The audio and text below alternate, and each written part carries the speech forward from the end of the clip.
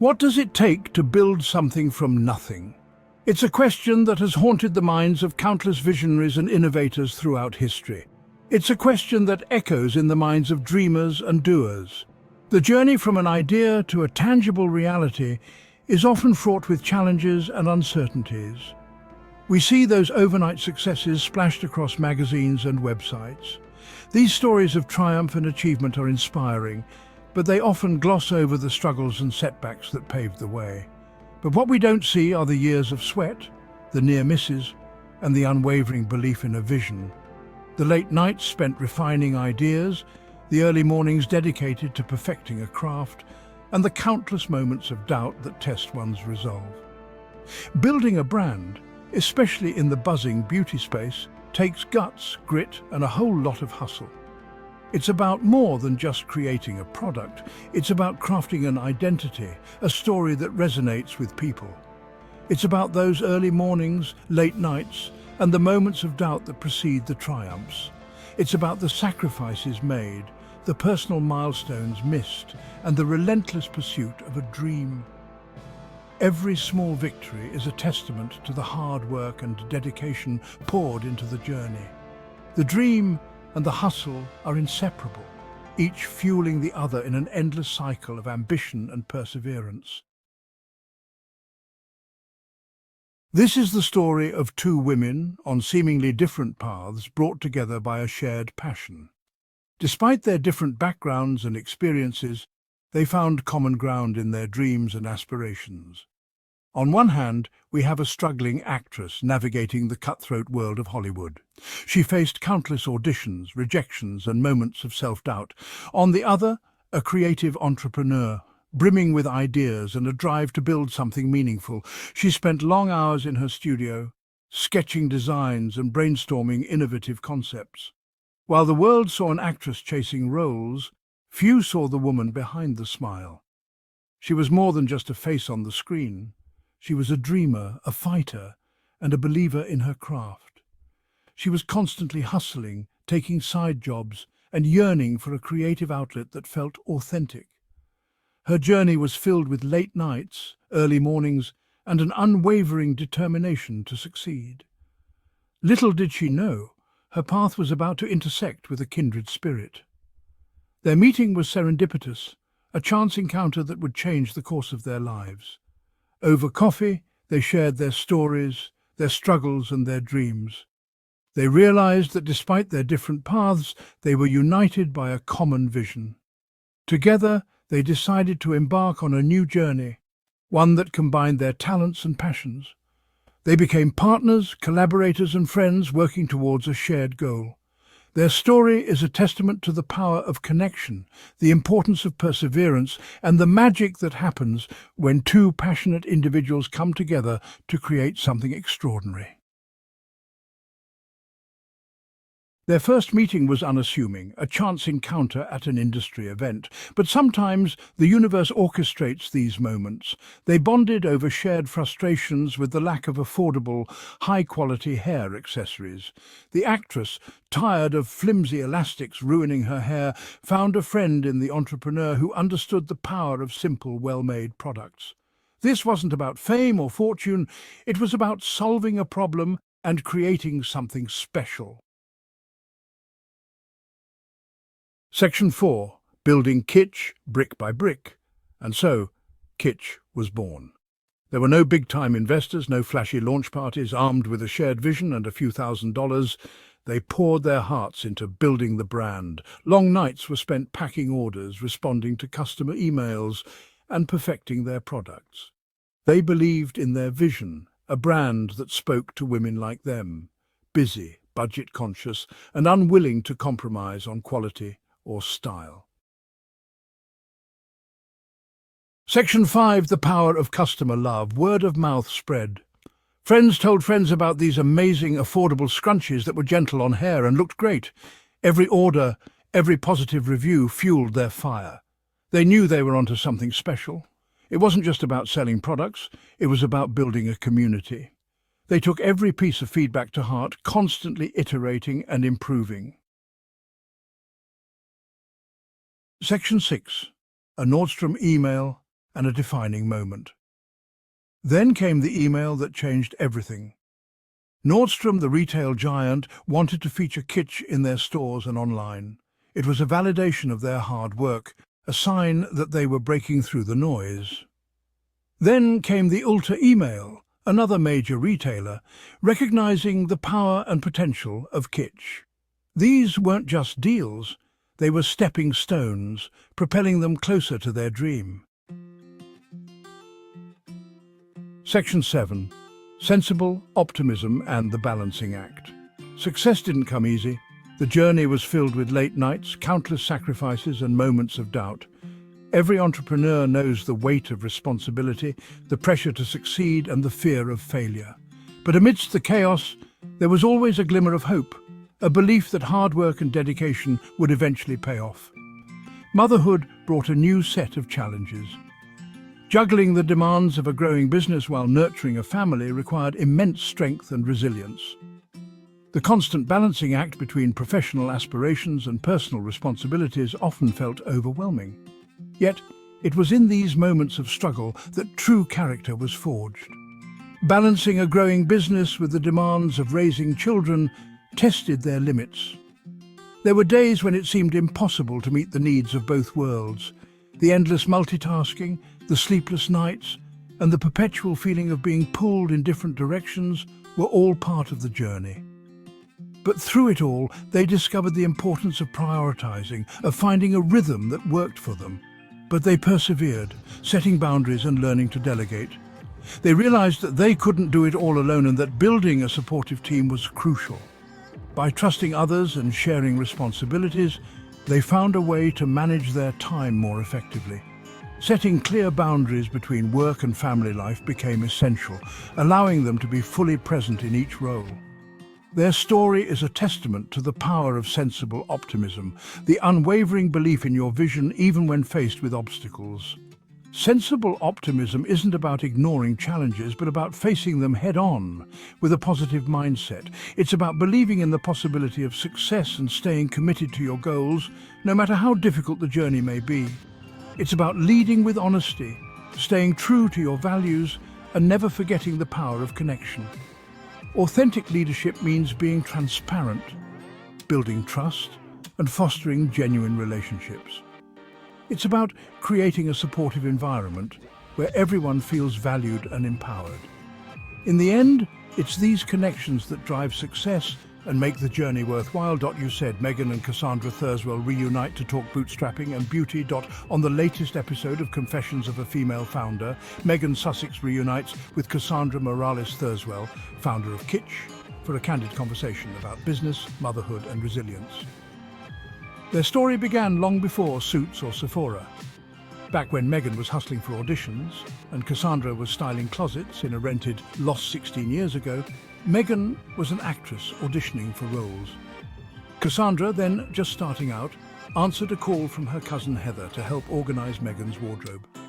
Meghan still remembers the shoes Cassandra found for her. They weren't just stylish, they became her lucky pair for the audition that would change her life. That kind of memory sticks, and that kind of connection matters. Angeles Bungalow. When Cassandra started Kitsch, she had no investors, no outside funding, and only $30,000 in savings. It was her 8th attempt at launching a business. This time, she trusted her gut. She made hair ties by hand, designed her own packaging, and shipped orders out of her apartment. She didn't have a roadmap, but she had clarity. She wanted to create products people loved, and more importantly, reordered. She landed her first major order from Nordstrom Kids. Was Kitsch a kids brand? No.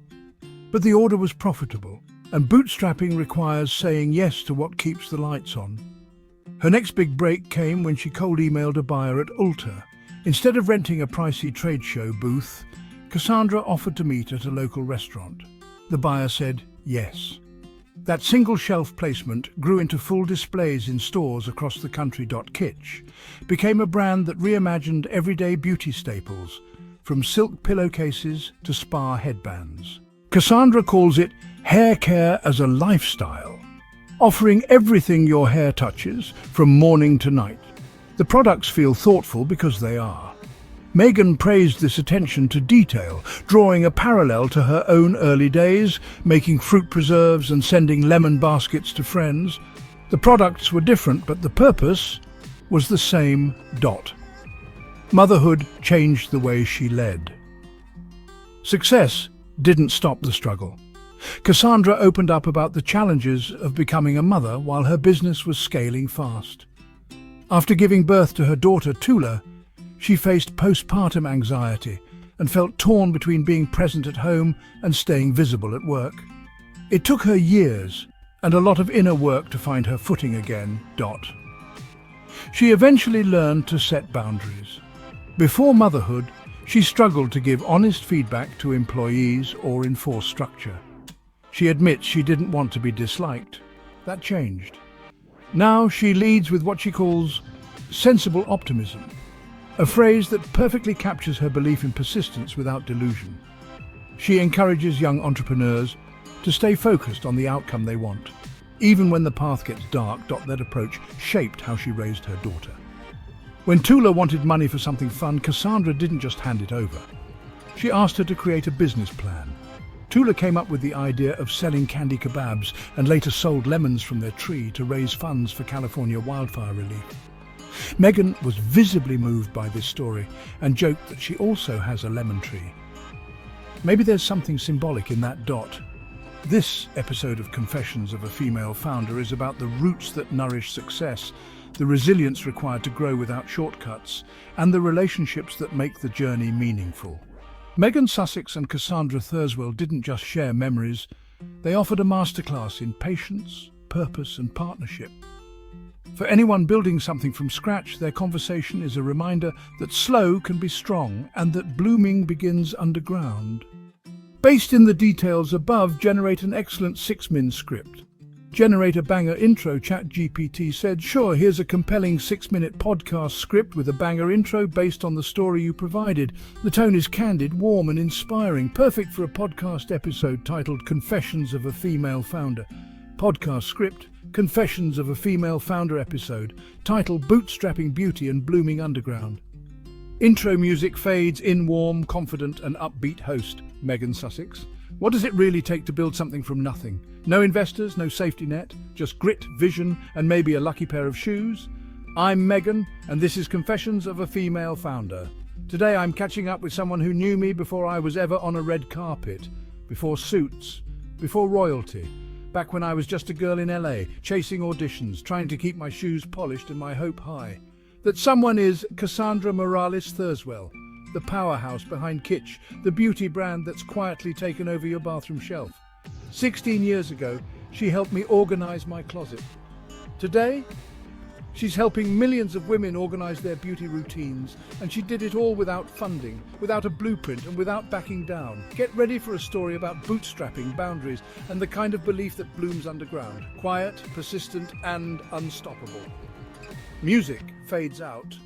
Meghan. Cassandra, I remember the day you showed up at my little bungalow in Los Angeles. You were helping my cousin Heather and I was stressed about auditions.